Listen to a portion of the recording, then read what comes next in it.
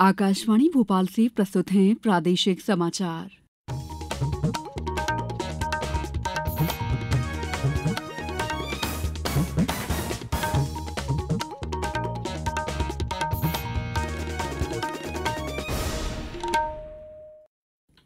नमस्कार, समाचारों के साथ मैं दीपा सिंह। सबसे पहले मुख्य समाचार। प्रदेश दौरे के दूसरे दिन राष्ट्रपति आज उज्जैन और इंदौर में विभिन्न कार्यक्रमों में होंगे शामिल। सफाई मित्रों को करेंगी सम्मानित। प्रधानमंत्री नरेंद्र मोदी ने कहा है कि एक राष्ट्र एक चुनाव को मंजूरी लोकतंत्र को और भी जीवंत और सहभागी बनाने की दिशा में एक महत्वपूर्ण कदम है। प्रदेश में एनसीसी गतिविधियों का होगा विस्तार। कैडेट की संख्या और प्रोत्साहन राशि भी बढ़ेगी। और भारत तथा बांग्लादेश के बीच 2 मैचों की टेस्ट श्रृंखला का पहला मैच आज चेन्नई के एमए चिदम्बरम स्टेडियम में होगा शुरू। अब समाचार विस्तार से। राष्ट्रपति श्रीमती द्रौपदी मुर्मू अपने प्रदेश दौरे के दूसरे दिन आज उज्जैन पहुंचेंगी। राष्ट्रपति यहां सफाई मित्रों से बातचीत करेंगी और उज्जैन में आयोजित सफाई मित्र सम्मेलन में भी शामिल होंगी। उन्होंने कल इंदौर में मृगनयनी एम्पोरियम में प्रदेश के जाने माने बुनकरों से बातचीत की थी। पेश है हमारे संवाददाता की एक रिपोर्ट। राष्ट्रपति श्रीमती द्रौपदी मुर्मू आज उज्जैन में मुख्य अतिथि के रूप में उज्जैन इंदौर 6 लेन सड़क परियोजना के भूमि पूजन कार्यक्रम में वर्चुअल रूप से शामिल होंगी।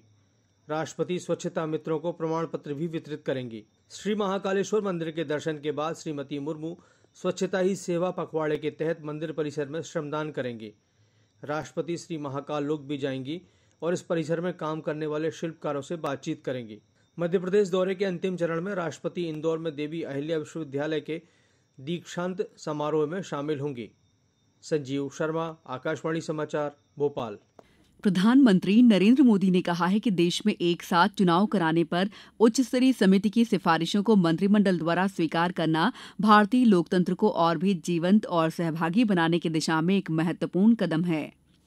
एक सोशल मीडिया पोस्ट में श्री मोदी ने इस प्रयास का नेतृत्व करने और विभिन्न हितधारकों से परामर्श करने के लिए पूर्व राष्ट्रपति रामनाथ कोविंद की सराहना की।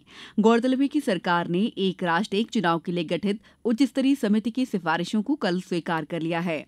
इसे 2 चरणों में लागू किया जाएगा। श्री वैष्णव ने कहा कि पहले चरण में लोकसभा और विधानसभा चुनाव एक साथ होंगे, जबकि पंचायत और नगर पालिकाओं जैसे स्थानीय निकाय चुनाव आम चुनाव के 100 दिनों के भीतर कराए जाएंगे। वित्त मंत्री निर्मला सीतारमण ने नई दिल्ली में कल एनपीएस वात्सल्य योजना की शुरुआत की।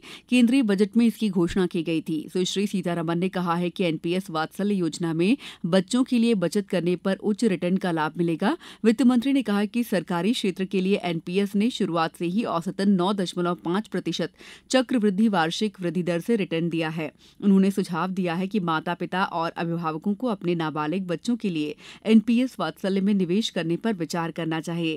एनपीएस वात्सल्य योजना माता पिता को बच्चों के नाम पर प्रति वर्ष न्यूनतम 1,000 रुपए का निवेश करने की सुविधा प्रदान करती है। मुख्यमंत्री डॉक्टर मोहन यादव कोलकाता में कल आयोजित ग्लोबल इन्वेस्टर्स समिट में हिस्सा लेंगे और राज्य निवेश संभावनाओं से निवेशकों को अवगत कराएंगे।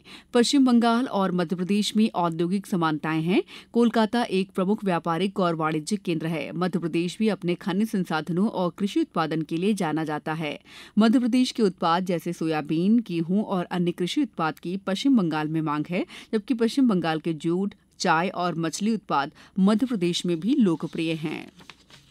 नशे की लत के खिलाफ लड़ाई को और मजबूत करने के उद्देश्य से मध्य प्रदेश के सामाजिक न्याय दिव्यांगजन कल्याण विभाग ने नशा मुक्त भारत अभियान के तहत वॉलंटियर्स के लिए एक व्यापक प्रशिक्षण कार्यक्रम की शुरुआत की है। सामाजिक न्याय और दिव्यांगजन कल्याण आयुक्त डॉक्टर आर भोसले ने बताया कि इस अभियान के तहत चयनित जिलों से मास्टर ट्रेनर्स के लिए प्रशिक्षण आयोजित किया गया है। ये मास्टर ट्रेनर्स विभिन्न जिलों में वॉलंटियर्स को प्रशिक्षित करेंगे, जिनका लक्ष्य 10,000 वॉलंटियर्स को प्रशिक्षित करना है। जिलों में प्रशिक्षण कार्यक्रम 23 सितंबर से 30 सितंबर तक चलेगा। समाचारों में वक्त है ब्रेक का। ये समाचार आप आकाशवाणी मध्य प्रदेश से सुन रहे हैं। हमारे समाचारों को अब आप कभी भी और कहीं भी अपनी सुविधा के अनुसार सुन सकते हैं। ये समाचार बुलेटिन यूट्यूब, एक्स प्लेटफॉर्म और फेसबुक पर AIR न्यूज भोपाल पेज पर सुने जा सकते हैं। इसके अलावा आप हमारी वेबसाइट newsonair.gov.in पर अथवा न्यूज ऑन AIR ऐप पर भी समाचार सुन सकते हैं। ब्रेक के बाद समाचारों में आपका एक बार फिर स्वागत है। स्कूल शिक्षा मंत्री उदय प्रताप सिंह ने कहा है कि प्रदेश में एनसीसी गतिविधियों का विस्तार किया जाएगा। भोपाल में मंत्रालय में हुई एनसीसी राज्य स्तरीय सलाहकार समिति की बैठक को कल संबोधित करते हुए उन्होंने कहा कि स्कूल शिक्षा विभाग द्वारा एनसीसी संगठन को प्रशासनिक और वित्तीय रूप से हर संभव मदद दी जाएगी। बैठक में मेजर जनरल अजय महाजन ने बताया है कि वर्तमान में प्रदेश में 77,000 कैडेट्स हैं। आने वाले 3 वर्षों में 20,320 कैडेट्स की क्षमता और बढ़ाई जाएगी। गौरतलब है कि भोपाल में एनसीसी अकादमी के लिए ग्राम समसकड़ में 20 एकड़ भूमि और जबलपुर में ग्राम उमरिया में 40 एकड़ भूमि आवंटित की जा चुकी है। बैठक में बताया गया कि श्रेष्ठ प्रदर्शन करने वाले कैडेट्स की प्रोत्साहन राशि 12,34,000 रुपए से बढ़ाकर 25 लाख रुपए की जाएगी। भारत और बांग्लादेश के बीच 2 मैचों की टेस्ट श्रृंखला का पहला मैच आज चेन्नई के एमए चिदंबरम स्टेडियम में शुरू होगा। गौतम गंभीर के भारतीय टीम का कोच बनने के बाद भारत के लिए पहली टेस्ट श्रृंखला है। बांग्लादेश ने हाल ही में अपनी भूमि पर पाकिस्तान से टेस्ट श्रृंखला 2-0 से जीतकर इतिहास रचा था। इसे देखते हुए उसके हौसले बुलंद हैं। इधर भारतीय टीम भी पिछले दिनों अपनी धरती पर इंग्लैंड से 4-1 से टेस्ट श्रृंखला जीतकर उत्साह बनाए हुए है। स्पेन के लियोन में आज से आरंभ होने वाली IWF जूनियर विश्व भारोत्तोलन चैंपियनशिप में 9 भारतीय भारोत्तोलक मुकाबला करेंगे। भारतीय टीम में 3 पुरुष और 6 महिला भारोत्तोलक शामिल हैं। अमेरिका, कोलंबिया और मेजबान देश स्पेन के 20 एथलीट प्रतियोगिता में भाग ले रहे हैं, जिनमें कई युवा और जूनियर विश्व चैंपियन शामिल हैं। अब कुछ समाचार संक्षेप में।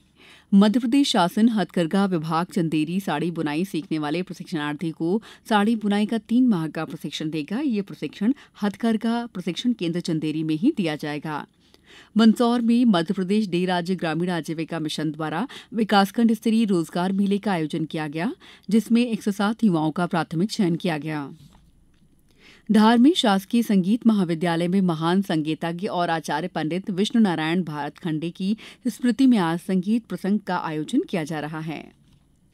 मंडला में राज राजेश्वरी किला वार्ड में राजा शंकर शाह और कुंवर रघुनाथ शाह के बलिदान दिवस के अवसर पर आयोजित श्रद्धांजलि कार्यक्रम में मंत्री संपतिया उइके और सांसद फग्गन सिंह कुलस्ते शामिल हुए। डिंडौरी जिले के बरगांव में 2 अक्टूबर को स्वास्थ्य और दिव्यांगजन सहायता शिविर का आयोजन किया जाएगा, जिसमें डिंडौरी, मंडला और उमरिया जिला तथा जबलपुर जिले की कुंडेश्वर धाम तहसील के जनजातीय लोगों के लिए स्वास्थ्य परीक्षण और उपचार की व्यवस्था की जाएगी। सागर में कलेक्टर संदीप जी आर ने जल जीवन मिशन के अंतर्गत किए जा रहे कार्यों की समीक्षा की। उन्होंने लापरवाह ठेकेदारों को तत्काल टर्मिनेट कर ब्लैक लिस्ट करने के निर्देश दिए। रतलाम में स्वच्छता ही सेवा अभियान के तहत कल प्लॉग रन का आयोजन किया गया। इसमें जनप्रतिनिधि, निगम अधिकारी और कर्मचारी तथा स्वयंसेवी संस्थाओं ने भाग लिया। शाजापुर के गांधी हॉल में पोषण प्रदर्शनी के दौरान टेक होम राशन से बने व्यंजनों को विविध प्रकार से बनाने की विधि बताई गई। आगर मालवा में समर्थन मूल्य पर धान, ज्वार, बाजरा उपार्जन के लिए किसानों का पंजीयन आज से 4 अक्टूबर तक होगा। खंडवा में स्वच्छता ही सेवा पखवाड़ा के तहत मुख्य चिकित्सा एवं स्वास्थ्य अधिकारी कार्यालय, जिला चिकित्सालय परिसर और जिले के स्वास्थ्य केंद्रों में अधिकारी कर्मचारियों ने साफ सफाई की।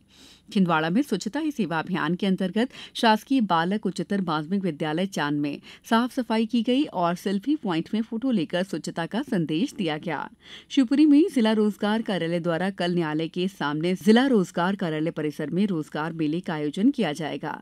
मुरैना में बीती रात से धीमी गति से निरंतर बारिश हो रही है। इससे कई इलाकों में पानी भर गया और जनजीवन पर असर पड़ा है। इस बुलेटिन में इतना ही। नमस्कार।